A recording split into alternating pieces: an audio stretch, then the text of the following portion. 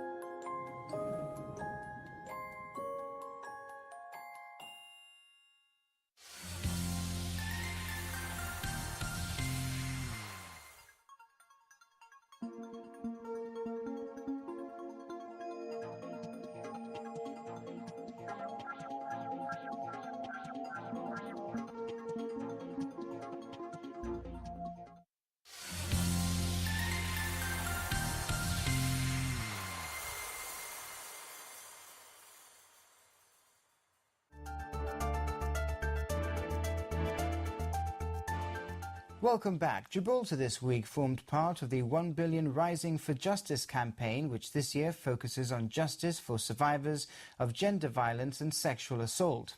Across the world, an average of 1 in 3 women will be beaten or raped during their lifetime. Locally, a team led by the Citizens Advice Bureau has highlighted the help available for those suffering from any form of injustice, particularly domestic or sexual violence. Together with members of the judiciary, the police, youth clubs, the Women's Association and the GHA, the Citizens Advice Bureau today sought to raise awareness at the piazza.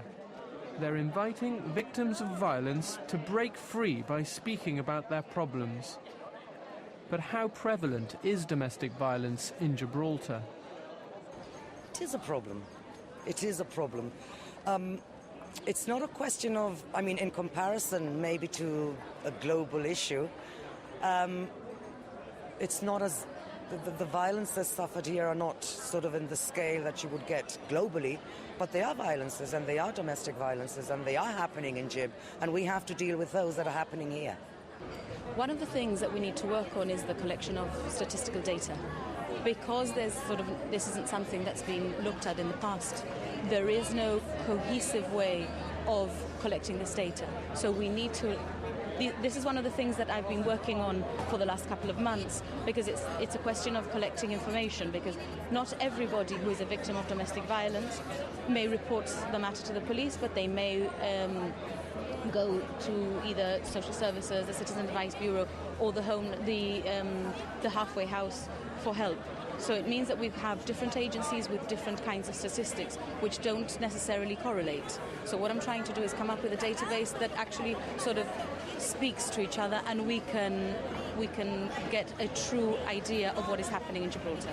Maybe one of the biggest fights we have on our hands is to actually for people to realize that, yes, we do have violence in Gib, and it doesn't make us any different, and we don't have to be apart from any. We just have to make sure that we have things in place to be able to help these victims of whatever kind of violence they're suffering, be it mental, sexual, family, bullying at school, any kind of violence or injustice. The Citizens Advice Bureau is pretty much sort of a very important frontline agency for referrals of domestic violence. As I've said in the past, one of the things that I'm trying to do is come up with a strategy for Gibraltar on how to deal with issues of domestic violence in a coordinated, multi-agency way. It's to break free basically more from a conditioned mind of not speaking out than from the actual act of violence in itself.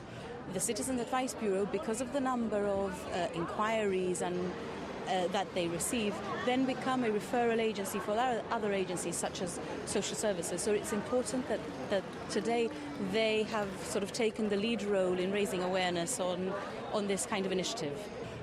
They are not alone. That's what we want to tell them. They are not alone. They need not be ashamed. It's not their fault. And there are people outside more than willing to help them along in every aspect that goes with their problem, whether it's with your emotional state, your physical state, your mental state.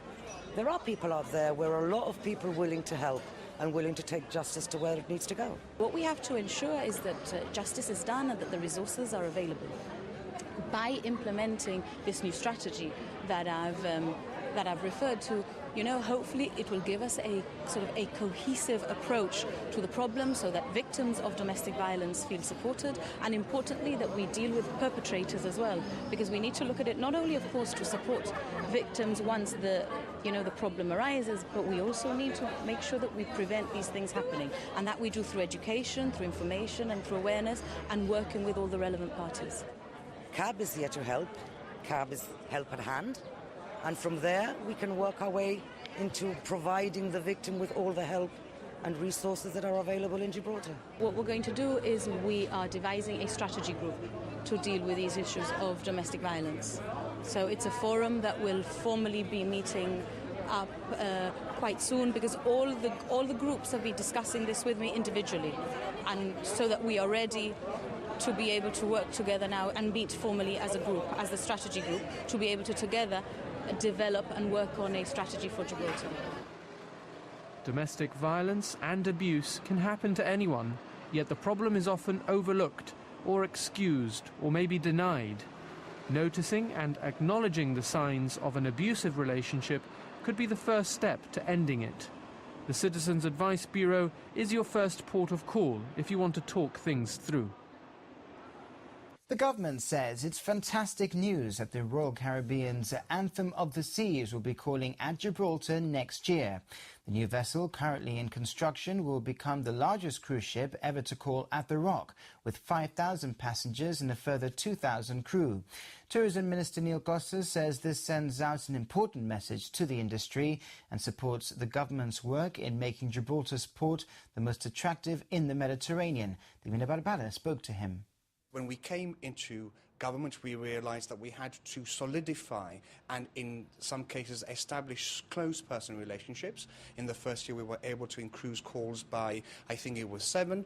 The year after, we've added more calls. So, of course, the fact that, as a result of my trips to Miami and to the UK, the fact that we have a permanent liaison committee set up by members of the Gibraltar Tourist Board and Gibraltar House in London, permanently in communication with the cruise industry, and the fact that as a result of a continuous personal communication with them, we've been able to show that Gibraltar is ready to have such an important cruise calling Gibraltar, I think speaks for itself for the furious amount of work that goes on behind the scenes.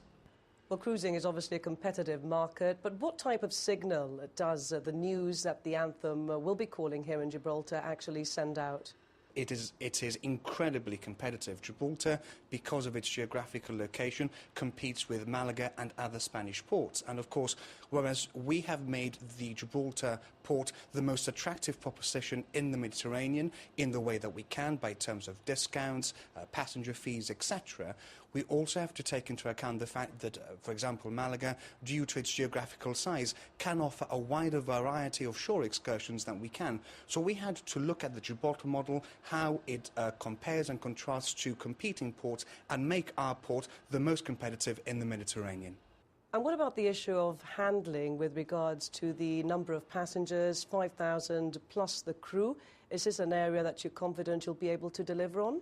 Well, I think the public will realise that if there was a drop between 2009 and 2010 of 64 cruise calls, something needed to be done. And indeed, one of the things that was that we were told when we started to make these personal contacts was that there were certain matters that had to be addressed in terms of ground handling operations.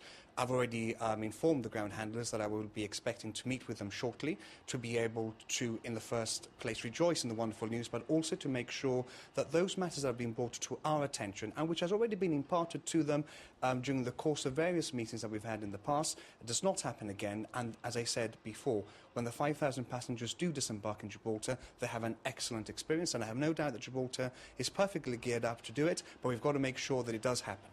Also this week, preparations were underway for the demolition of the disused incinerator at Europa Advanced Road. The GFA revealed squads for upcoming friendlies against the Faroe Islands and Estonia, and the winners of this year's Young Artist competition were announced. For the rest of this week's news, you can head over to our website, gbc.gi/news. You can tune into Radio Gibraltar and GBC Television throughout the week for the very latest local news, and you can follow us on Twitter and like us on Facebook. Thank you very much for watching. From the news team, good night.